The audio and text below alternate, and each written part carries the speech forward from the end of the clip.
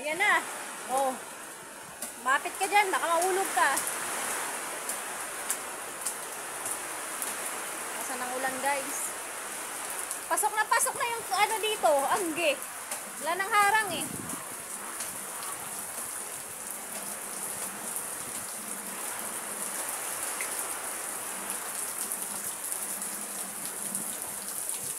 Ganda yan, patuyuin.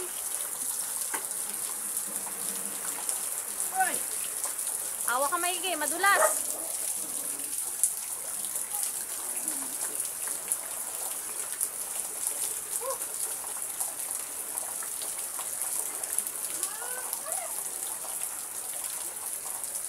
Yan guys. Mahirap siya magputol kasi ang kunat ng sampalok. Hinasa niya na yung itak, ganun pa rin. Hirap putulin yung sampalok.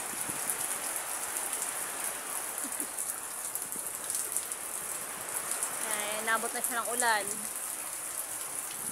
Ligo na lang. No choice, kailangan putulin kasi paghabal na dito sa loob. Nakasanghang ulan at saka hangin.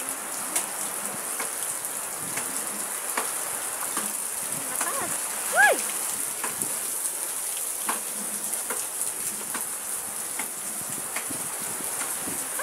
Pasok na yung hangin dito guys. Diba wala na yung ano eh, sampalok. Yung panangga ng hangin dito sa likod. Wala na, bumagsak na siya.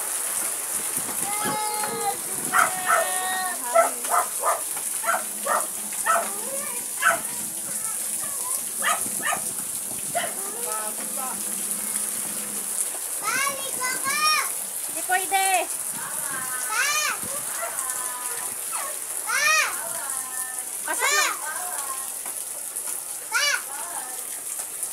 Pasok na yung ano eh, angge. Pag malakas ang hangin. Ha? Mahulog ka.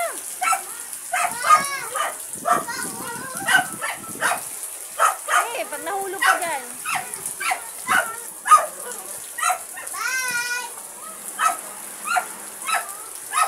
Ito yung bumigay na yung sampalok sa bagyong uwan. Grabe ka namang lakas ng hangin kagabi.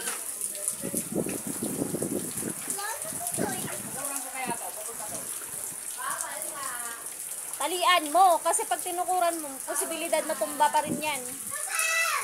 Delikado pa yan. Tumbahan tayo. Tirahan mo lang siya ng konting dahon-dahon. Tingin mo mabuhay pa yan?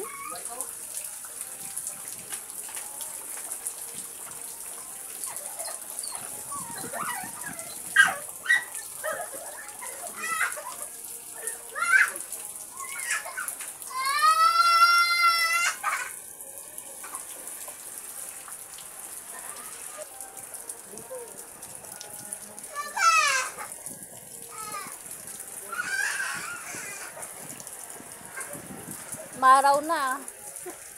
Maraw umulan.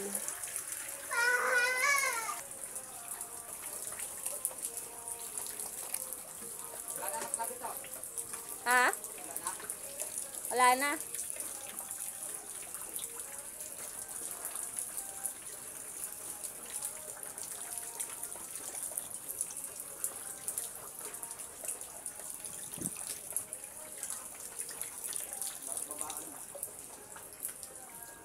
Problema ito. Unti-untiin mo na lang hagis doon sa likod. Doon na lang yan anuhin.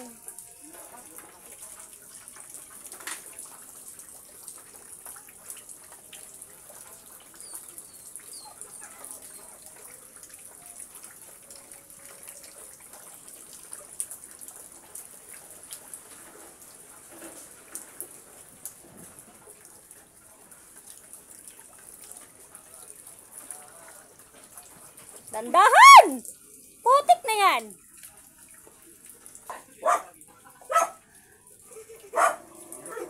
Dahan-dahan ka, may itak ang dala.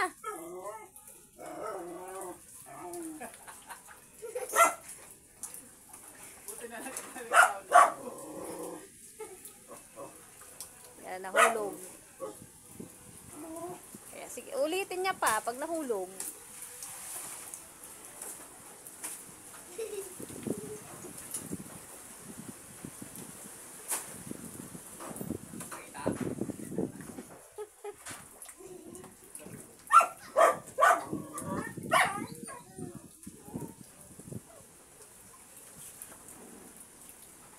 Pasok na yung hangin dito sa ano natin. Wala nang harang eh.